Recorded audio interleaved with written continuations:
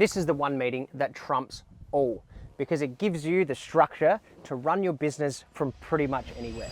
And that's exactly why we're presenting the training to you today in the middle of the river on the back of the boat.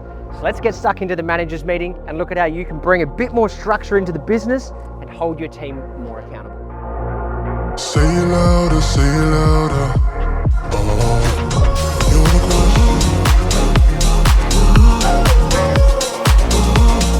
Bring the energy one more time. So let's take a look at how you can maybe slow down from the frame of micromanaging a little bit and think about how we can put this ownership or accountability into our team. That's what this meeting's about, and today's training is about designing the agenda and the rules for the meeting so that you've got the structure and the framework to be able to roll this out straight away. So this is a monthly managers meeting, and it breaks apart the 5 departments within the business. They're marketing, sales, operations, team, and finance. And the game that we're trying to play here is to have a structured framework in place so that this meeting runs with or without you. But for the time being, we're going to get the reps and set the rhythm. So you're going to be running this for the time. And we want to think about these different departments as actually the hats that you wear in the business. So as we progress and we start to put this agenda together and you roll this out within the business, you're going to find that over time, one of those hats is going to get taken off. It could be the operations hat handed over to a project manager or an ops manager.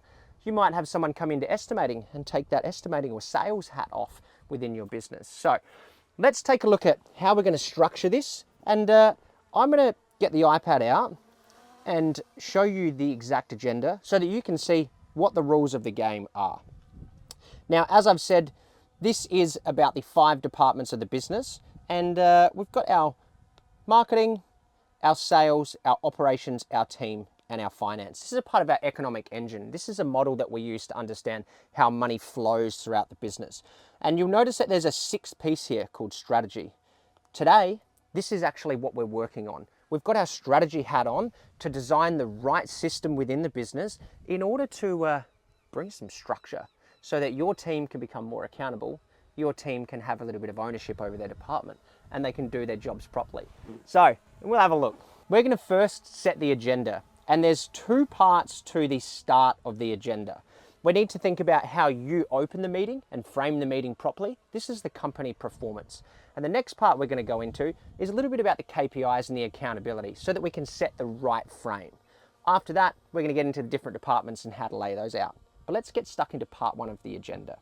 So we have here our mission, our performance, and the direction. These are 3 pieces that you're going to present to your team to open up the meeting. And picture this, you walk into the office, the boardroom, the backyard, wherever you're holding it, could be the local cafe. And you've got your managers there. And I probably should say, when we say managers, this applies to all trade businesses, regardless of your size. If it's you and your partner and a couple of team members, we can have just you and your partner at this meeting. If it is, if you've got a project team and you've got some estimators as well, we'll take all of our non-billable staff and some of our admin team members. But you can think about who the right people are when we get to the next piece. So, our managers meeting, we're going to bring a few people in and you're going to open up the meeting with the mission. This is what's our revenue target at our net profit target by date. Now, when I say by date, most of the time it's end of financial year, but it depends on where we are within the year. So you can alternate between end of financial year and end of calendar year. But nonetheless, to open the meeting, we need to say, hey team, this is the mission that we're working towards. This is what we are all here to do. And we're working towards this, goal, this direction. And below that, you're going to note down some of the key points about that direction as well. These are along the lines of, we've achieved this recent milestone and this puts us on the trajectory to our mission. Do we need to alter our mission? Is there any adjustments that we need to make to our mission? But in most cases, you're going to open up and say, team, this is where we're going. We're all in agreement, so this is still the mission. Let's get stuck in and do the meeting. The second piece is the performance of the company. You're going to run through how the company actually performed financially through our margins. We have revenue, our gross profit, our operating expense, and our net profit margin. And there's another piece here for you to put down some key highlights as well, because the numbers do tell a story, but our team don't understand the business like we do. And you might not understand the business all that well just yet, but that's the purpose of why we're doing this, so that you can learn it too and then educate your team so that we can all think like owners within the business, even though we're not giving them equity. So we're going to run through our margins and let them know how the company performed for last month, and then some highlights. What are some of the key points? And they could be positive or they could be slightly negative as well. When I say that, I mean we could have achieved revenue target, and that would be a positive piece. We might be able to explain some of the reasons as to why. Or we didn't achieve gross profit or operating expense target, and we can start to talk about some of those reasons why as well, highlighting what's actually happened within the business over the past month. And the third piece, this is the direction that you want to take the business in the short term. This is what you're thinking for the month ahead. So you might be presenting to the team, we've made a few changes in marketing, or we're focusing on a bit more commercial as opposed to residential. There's a chance for you just to really round out your opening of how this meeting is going to go, and almost controlling the narrative a little bit, because it is your business at the end of the day. We want to make sure that you get what you want out of your business. So the next piece in setting up the agenda, I told you there's two parts to structuring the opening of the meeting. Next piece we're working on is the ownership of these departments. So we've got our marketing, our sales, our ops, our team, and our finance. We've got three areas in here as well. We've got who's the person that's responsible, the owner, the person that's accountable for that department. At the moment, if you're a small team, it could be you for all of them except for admin and finance, because you've got the admin manager there. Or if it's you and a project manager, you could be on all of the four and have operations for your project manager. Second piece that we're going to go through is the primary KPI. Now, I know that some of us have set KPIs, some of us have not. If you haven't set KPIs, we're going to drop data-driven decisions training into the show notes so that you can help yourself to that and continue your education and continue your business growth. So we're going to pop our primary KPI and our secondary KPI for each of the 5 departments in there. And you know what? I'm going to zoom in here and give us a little bit of an example about what some of those could be. Our marketing KPI, our primary KPI, could be the number of requests for quote, number of RFQs. That would give us a good indication that all of our marketing efforts are working because they're driving the core goal. And that core goal, or that primary KPI, is request for quotes. That's why we do all this marketing and branding stuff, to get those jobs in so that then sales can begin to convert those. And speaking of, the primary KPI for your sales department could very well be your conversion rate, or it could be your dollar revenue as well. There's many ways that we can map this out, and I want to make sure that when you think about KPIs, you're tracking the 2 most important pieces for your department so that you can see at a glance, is the company working? Now, if I go and get rid of some of these hieroglyphics for us and just talk a little bit more about those KPIs in a zoomed out aspect. If we think about this as our snapshot of our business, I want you to be able to look at your primary and your secondary KPI for the 5 core departments, and you to know where should we be putting our energy and where should we be putting our focus. And I've just noticed that we've drifted right into the middle of the river, and I'm going to motor back over there so that we can keep that drone going around getting some great shots. So bear with me a sec, we're going to come back.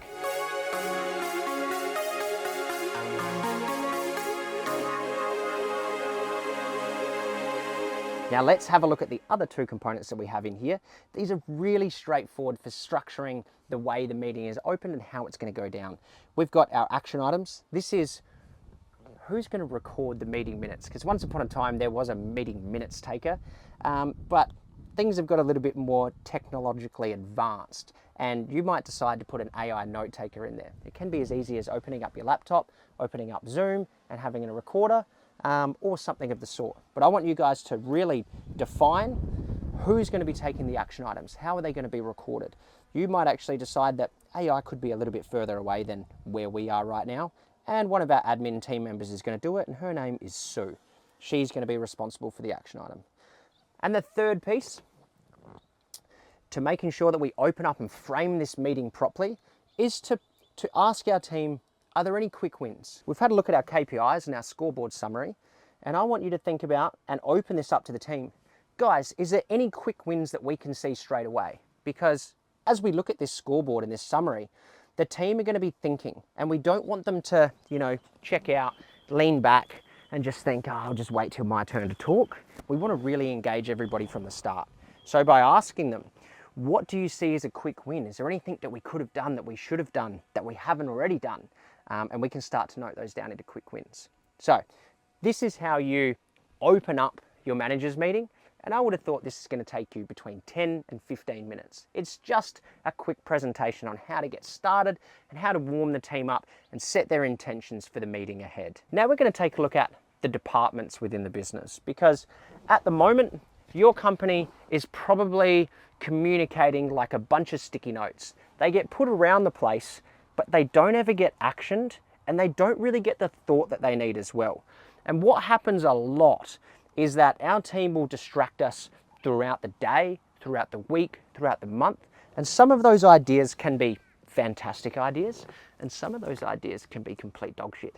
And we want to make sure that only the good sticky notes, only the good ideas make it into our meeting agenda. So by defining these departments and having a structured agenda for each of the 5 departments within the business, you can grab these sticky note ideas and bring them down into the agenda so that they get the time and attention that they need. Now let's have a look at how we're going to lay out each of the departments. And to not keep you here for 3 hours, I would much rather show you the general template for each of the departments, and then I'm going to drill down into operations a little bit further, because there's a special piece here for you. So as you can see, we've got our marketing, and this is laid out exactly the same for all 5 departments. We've got our department overview. Those KPIs are back in here from that KPI summary ahead. And the team is presenting to you on what's working. Now, in most cases, it's going to be you as the marketing. Even if you have a marketing agency, you're probably going to be presenting on marketing unless you've got a marketing manager, and in which case you'll be a pretty big business. So the next component, you're going to present to the team on what's working and what you've been working on. Then you're going to go through the roadblocks, the things that held that department back, and then the tune-ups. What could we do to improve that department? As we progress through time as well, as we've said, you're going to take off some of these hats and hand them over to the next person within the business. So I think we've got a little bit of an understanding about how these departments are laid out. I want to drill down into the operations department. So we've got our marketing, our sales, we're down to operations. This is the flow that it needs to go in as well. Because we follow that economic engine, it's marketing, how do we attract attention? Sales, how do we convert that attention? Operations, how do we deliver the work efficiently? And then we get into team, how do we manage the culture and keep guys around as long as possible? And then to finance, how do we capitalize on it and make shitloads of profit? So I told you I wanted to drill down the operations area because I've got something very important to show you. And I did actually forget to jot down the person's name, because this is arguably the most important part of the agenda. When these are presented, and let's use this example for operations. Let's say you've got a project manager or a 2IC, or even if you're really small and you're bringing a leading hand in to help you run this meeting, help you do this meeting. I want you to make sure that you're jotting down that person's name, that department owner. And this is not for you to present on it. This is for them to present to you on what they're working on. Because you and I both know, we've definitely had those people in our team, and we wonder from time to time, what the fuck are you guys working on? And this is how we overcome it. We're bringing this agenda in and we're assigning the ownership to it. So, as we said before in marketing, we're going to run through the department overview and starting off with the primary and secondary KPIs, and then an elaboration about what's working. This is really how's the department going and what's happening, what's working, and what have we actually rolled out that is having a meaningful impact. The second piece we get to is the roadblocks. If we didn't achieve target or our KPIs are falling off, we need to know what's holding us up. Is it budget? Is it time? Is it energy? Is it things that are out of our control? It could be weather, it could be team members, it could be a whole range of things, but we want to address what are the roadblocks that are stopping us from achieving our target. And then finally, the tune-ups. We've got a lot of smart people in our team, whether we know it or not, and we want to give them the accountability and the ownership of the department to say to us, what do you think we can do? And that way, this opens up the discussion for both you and the rest of the team that are attending this meeting to talk about what are the things that you think we could improve. And then we can all have that discussion about oh, I think that's a really good idea. Or what about if we tried this version of that? This sparks the conversation so that we can actually understand what's really happening within the department and utilize the brains that we have in our team so that everybody becomes more educated, everybody understands the mission that we're working towards, and everybody gets a little bit more excited about where the company's going to. Now, I told you, we're going to delve a little bit deeper into operations. And on the next sheet here, you'll see Ops PM1. I want all of our project managers or site supervisors, if that's what you're calling them, or foremen as well. They're interchangeable terms in this regard, but I want you to have each of your project managers present on how they performed, on how their jobs went. So we're going to put this example together. We're going to call this project manager Timmy or Tim. And Tim's got his 2 core KPIs. These are not the operations KPIs. These are not the department KPIs. These are the KPIs for Tim specifically. And the 2 that we have here, these are the most common, is their revenue managed for the period or the month and their gross profit for the month. What we can see out of these 2 targets is how much workload are they actually putting through the business and how efficient are they at doing their project manager role. And we've got our target and our actual there that we can track and benchmark each other. And the good thing about this as well is if we've got a couple project managers, this actually causes a bit of internal competition. And not competition in a bad way, but competition where they don't really want to show up and present to the rest of the team if they're underperforming. And if it happens once, they're probably not going to do that again. They're going to lift their game up because they don't want to be the loser in the team. Now, the component that we have below this is probably something that you've never considered before. We have a target GP, which is fair enough. We've got our target GP from our ops department in our KPIs there. But what about this component of safe working range? What does this mean and why is that important? Well, I don't want our operations managers to present to you every single job, particularly if they're running through, 50, 60 jobs, or if they're running through just a handful. I don't want to know about all of them because you don't need to be at this meeting forever. However, we do want to have a safe working range and talk about the really bad jobs and talk about the really good jobs and understand why, so that we can do less of the bad jobs and more of the good jobs. So let's assume that your gross profit target is 40% and let's just decide on a safe working range. Well, we don't want to see any jobs go below 35% because that would be the lower end. And then anything over maybe 45% would be a wow job, and we really want to understand why. And this gives us a bit of a safe working range where we don't need to talk about the stuff in the middle. And I've put 35 to 45 here, but you could absolutely go 38 to 42. You could close that gap if your numbers are really tidy. Now, the real gold that comes out here once we've set that safe working range is the team is going to, well, the project manager is going to present to you on the jobs that fell on a gross profit below 35%, what are they and why? These are the underperforming jobs. And then of the jobs that had a 45% gross profit and above, what are they and why? So that we can start to unpack some of the patterns. Is there certain clients, is there certain services, or is it something to do with the project manager himself? Because he's got none of the good ones and all of the bad ones. So that is a key component to the operations area. And the rest of the departments, as you can see, follow that same process that we unpacked a little earlier around marketing and sales. They are the department overview. They don't drill down into the individual person. Because if we've got 4, 5, 6 team members at this meeting, it can be a pretty expensive meeting to run. And I want to make sure that things go as fast as possible, but we get all the information out of the business and out of our team now that you're 1 or 2 degrees of separation away from site. So we've set the agenda, but having an agenda is one thing. It's a checklist, it's a rules to the game. But what about the rhythm? What about making sure this actually happens? Now, I'm going to move the boat again because we've drifted a little in the wind. I'm going to take it back over to shore so we're not on the wrong side of the river. Then we're going to come back and we're going to look at the rhythm of how we're going to put this together and what are the rules of the game. All right, we're back in a safe spot in the river. And now I can talk to you about the rhythm. This is the rules of the game. Because we've set the agenda, we kind of know what we're going to go through. We know who's accountable for each of the departments, but we've all started to do things within the business, and then over time we got a little bit busy and then we stopped doing them, and for some reason we never picked them up again. Now, this is so important that we need to structure the rules for this game so that we actually do it. And this is how we do it. There's 5 core components to structuring the rhythm for this meeting. We need to know what the meeting date is. And this is not going to be on the 1st or the 2nd of every month. This is going to be about a week to almost 2 weeks in. Now, I've always liked to go 1st or 2nd Tuesday, Wednesday or Thursday of every month, because if you put that into your recurring calendar, it always bumps out to the 2nd Tuesday of the month. I think that's a really good way to format the meeting date. You'll also notice here that we've got the meeting owner. Who's the person that is going to put that in the calendar and be responsible for those changes and making sure that everybody's turning up to the meeting and they know when it's on. The second component we have is what happens 24 hours prior to the meeting. We've got that channel owner on there, who's going to be responsible for making sure this happens.